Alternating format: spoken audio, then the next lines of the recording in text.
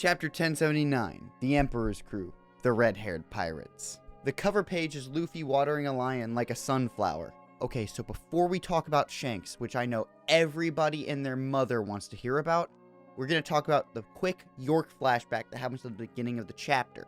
We get a flashback of York briefing the Seraphim on the plan to take out the Stella and the rest of the Vegapunks. She says the problem is, though, that the world government also wants to erase her. Because, you know, the Vegapunks all share a mind, and they have been researching the Void Century. She says, no, I have a plan too. I'm smart too. Alright, all of you Seraphim, go kill the rest of them. And S-Snake, you petrify me so it makes it look like I'm, you know, a victim. I'm not actually a traitor. Everybody thinks I'm frozen in stone.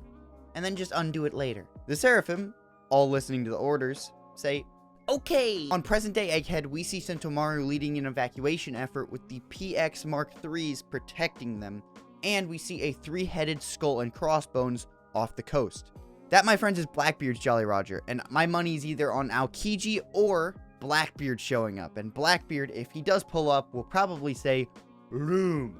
Although, please don't do that, Oda. Please, I like law. Now to the good part. Ladies and gentlemen, boys and girls, the moment we have waited 1,079 chapters for. Shanks does stuff. Oh my god! We cut to Elbaf, and we see useless Captain Kidd pulling up on Shanks' fleet. Shanks' fleet is talking big. They're saying, hey Kidd, you don't deserve an audience with our big boss. Turn around and go home or fight us. Shanks, however, seems to have other plans. We meet three new pirates who seem to be part of Shanks' fleet: Frogtoes Ribatini, Fugar the Adventurer, and Pururub the Brave. And yes, her name is actually written as Brr-Rave, so hence that's the pronunciation. Kidd starts openly mocking these guys because, to be fair, they don't look all that intimidating. They seem kind of weak, and yet they're telling him, hey, you can't see our big boss, you have to go through us. And Killer's like, wait, Kidd, I see some big names in there too.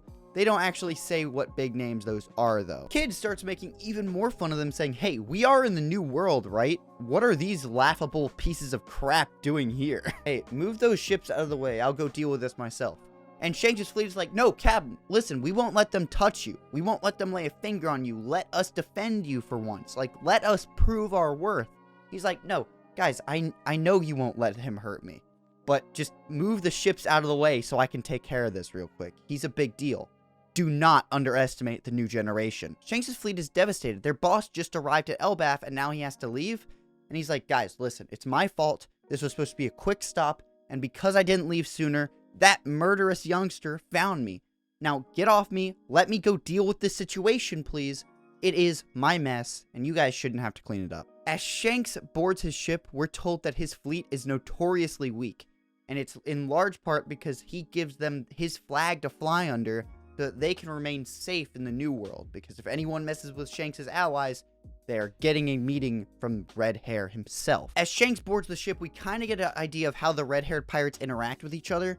We have Lucky Root eating a piece of chicken as always, saying, hey boss, let me handle this. And Shanks is like, no, listen, you should not underestimate the growth rate of these pirates. He is a man worth 3 billion after all. Like, let me deal with this. Shanks then walks over to Yasopp and he asks him, hey, is Kidd healed up from Wano yet? I know he's involved in that big war.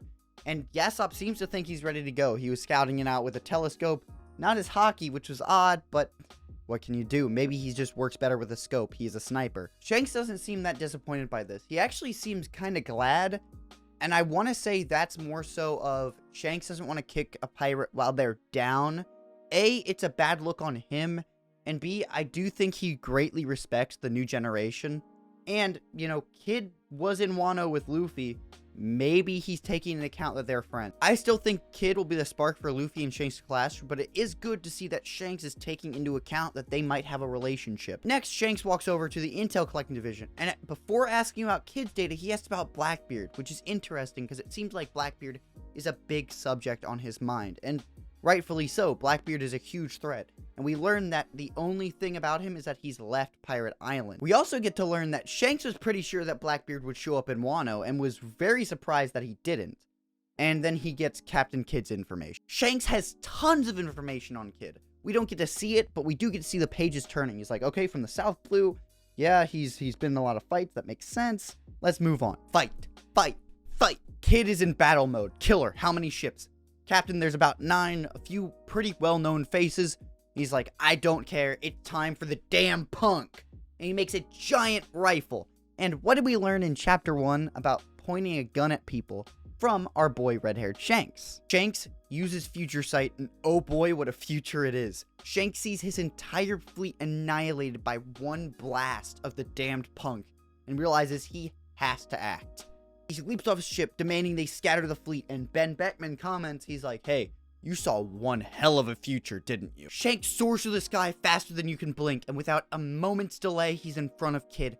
Kid is stunned. He's like, oh my god, red hair, you're here? And then without any hesitation, Divine Departure roars, and Kid's career as a pirate is over. I need to point out, even before Shanks swung his sword for that attack, Kid's crew was going unconscious, which means it was Conqueror's Haki infused. And that is, oh my god. Or his Conqueror's Haki was just active. It wasn't even infused. We don't get a clear image or proof that it was an infused attack. I'm inclined to say it was because it's red-haired Shanks. But either way, oh my god, Oda, you could not have gone any harder for this first attack by Shanks on panel. Not only is he taking out one of the most hyped up characters in the story right now of Eustace Captain Kidd, but he's using Gold Roger's attack. What else could you have wanted? Kid's pirate ship is sinking, and his crew is in a panic. Captain, no! And they all just start flying back with Shanks' aura alone as he walks across the deck.